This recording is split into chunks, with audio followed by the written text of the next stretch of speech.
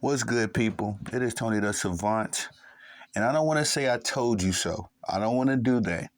But I reported close to a year ago now that Davante Adams would be with the New York Jets. And maybe it's because I watched him and Aaron Rodgers for 8 years, week in and week out, play great NFL football that I really had an inkling like, yeah, these two would link back up if they had the opportunity because Davante Adams is one of the few people in the world that Aaron Rodgers actually likes and gets along with. I would put Jordy Nelson in that mix as well, but I feel like this is my victory moment, my little victory lap, if you will, because a lot of folks call me crazy this time 10 months ago. And now it came to fruition. Davante Adams is a New York Jet. But ladies and gentlemen, it is Tony the Savant. And before we get started, please like this video, share this video, hit the notification bell so you can be notified when I'm dropping content and going live on the channel as well. If you haven't already, please subscribe to the channel as I drop content daily. Go live daily. Stay very busy on this platform. And last but not least, please leave your thoughts and opinions in the comment section as I'm always intrigued to hear what you all have to say about these topics. And yes, ladies and gentlemen, now, I'm not sure if all of the details and the paperwork and the ink on the paperwork has dried yet, but I know one thing for sure. Davante Adams is in New York right now at Aaron Rodgers' crib, and I'm sure they are breaking down that playbook to the molecule because these are two highly intelligent, highly talented individuals, and I know I've been tough on Aaron Rodgers this year. I feel like, at 40 years old, Big Bro has kind of, he's taking a step back. Let's say, I'm just being honest.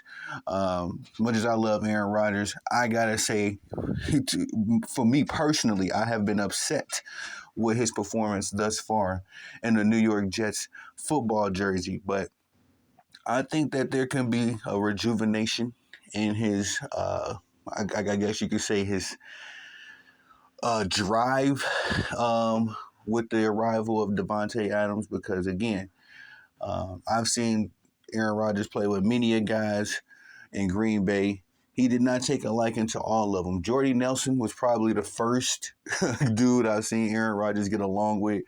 And then, of course, Davante Adams came along as the pretty much the understudy to Jordy Nelson, and I'm sure Aaron Rodgers took a liking to him as well because Davante Adams is a hardworking, highly talented, highly intelligent individual, and I think that his gameplay, his numbers, everything about Davante Adams displays that.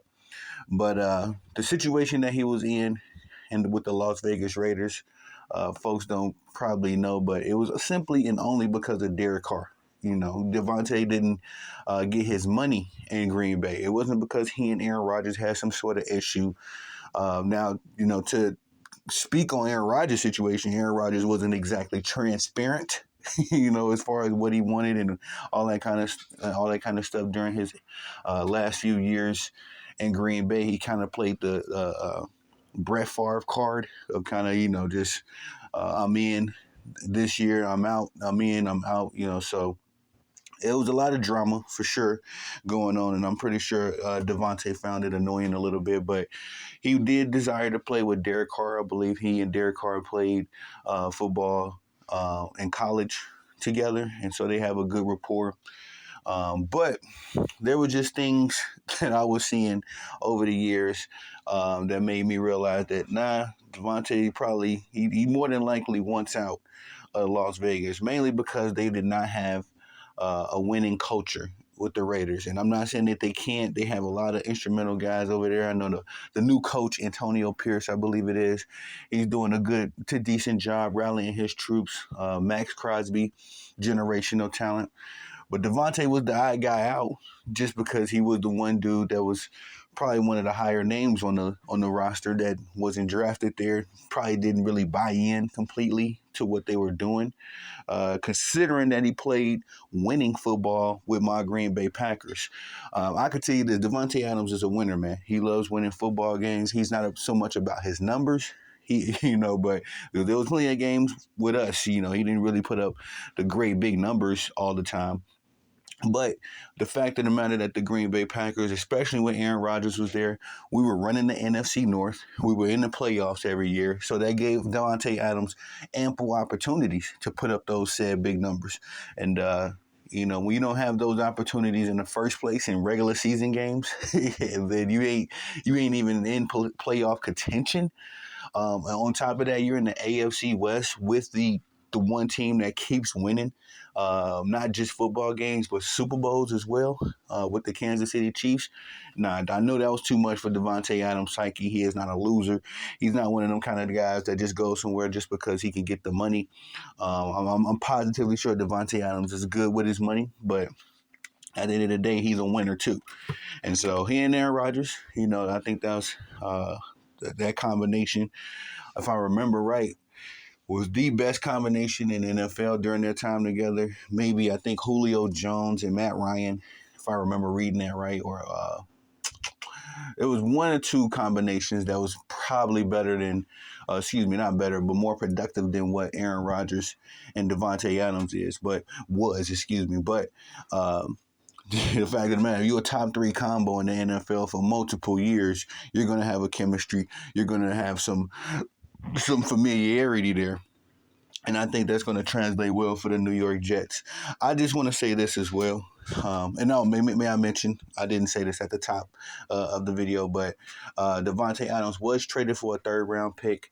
And if the New York Jets make it to the AFC Championship game or Super Bowl game, that third-round pick can be elevated to a second-round pick. Now, I'm not positively sure what the details behind that is. As again, I said, the ink on the paper isn't exactly dry yet. Not that I don't think there's a chance that this trade won't go all the way through, but they're still working out some things. So that is the condition. He was traded for a third round pick that can be elevated to a second round pick. But I do want to say this about the New York Jets, man. I would have more confidence in this move if they didn't fire Robert Saleh. Because I feel like Coach Saleh was a good coach. Me personally, I'm not saying he was the best coach. I'm not saying he was some kind of motivational speaker or anything like that. And I can't really speak to Robert Saleh, his complete impact, right? Because he's not my coach. The Jets aren't my team. But from what I'm seeing outside looking in, he was not the issue. And we just seen this with the New York Jets this past, Monday, when they faced off against the Bills. Robert Saleh had that defense locked. And trust you me, I feel like if he was there, they would have won that game. The New York Jets, I felt like they was going to fall off a little bit without Robert Saleh there, that defense anyway. And then you got Jeff Ulbrich having to play the head coach and the defensive coordinator. That's a lot of stress, man. Maybe in the college realms you can pull that number, but in the pros, you need to be completely locked in. You need to be a specialist in the pros. And I'm sure the minds of Robert Saleh and Jeff Ulbrich, both of them being defensive-minded brothers, was nothing but valuable, highly valuable for the New York Jets as a team, especially on the defensive end of the football.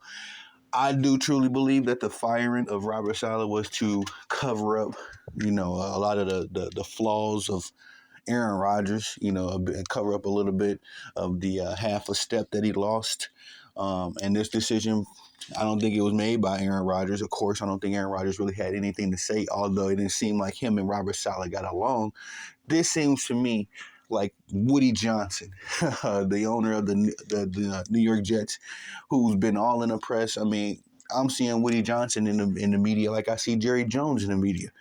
And it gets a little ridiculous at some points, respectfully. But he's been the owner for 25 years, and he's understanding the temperature in the room as far as win now. Aaron Rodgers doesn't have a lot more time in the NFL. I think he was talking about doing one more year, maybe, but we'll see. But I would be more confident in this move if Coach Robert Saleh was still there. I like this move because I'm a Green Bay Packers fan, and I'm loving to see the resurgence of Allen Lazard. They had what's my guy name? I can't forget it. Randall Cobb. I think it was Randall Cobb. The Jets had Randall Cobb for a minute there. It was another former Green Bay Packer, but anyway, I was excited to see him over there, and then I'm definitely excited to see Davante Adams over there as well. So it's good to see my guys reuniting and pretty much saving the New York Jets. Respectfully, that's just a cool, little compliment to my Packers. It's good to see them all reunite and resurge. But as much as excited as I am about this move, I'm not really sold that the Jets got all of their woes figured out. Again, you got that offensive line that is terrible. What's my guy name from the Cowboys? That particular lineman, he's aging, as well. It's a matter of time before he gets injured, and I'm not wishing it on him. It's just age and attrition. We all get older, so I'm not 100% sold on this move, especially like I said about the defense, losing Robert Saleh and essentially losing Jeff Ulbrich as well. Jeff Ulbrich can't really laser in on his defense like he wants to. I know they elevated another guy, but and they demoted Nathaniel Hackett as far as the offensive goes, and the offense looked a little better. They Monday night they literally was living off of a Hail Mary that kept them in the game from Aaron Rodgers, that actually put Aaron Rodgers number one, I believe, all time in NFL history with the most Hail Marys now with, I believe it's 3 or 4, but outside of all of that, man, the Jets are just one big melting pot of drama. And it's kind of reminded me of, again, the Dallas Cowboys, where on paper, y'all look good. You got all of the name recognition. You got the big paid players, this, that, and the third. But when it actually comes down to the football, it's not really clicking. So does Davante Adams save all of all of the woes in New York? We shall see. We shall see. Maybe Aaron Rodgers just needed one more receiving option that he can get have some familiarity with, because it don't really seem like him and Mike Williams are clicking right now. Mike Williams came over on a 1-year deal, I believe, from the Chargers. Or I believe Mike Williams came over. And Mike Williams is one of my favorite receivers too, man. He's one of those dudes that just high speed, tall receiver, so he can go get it. But him and Aaron Rodgers haven't really been clicking since his arrival over there. And then he also got Garrett Wilson, the young budding superstar. I think the addition of Davante Adams is going to be essential to him as well as far as his growth. So it could work out, and Alan Lazard and Aaron has been, very productive. They've been able to find some productivity. So we'll see, man. We'll see if Davante Adams is the key that unlocks the New York Jets' potential, because I like this team. I want to like this team.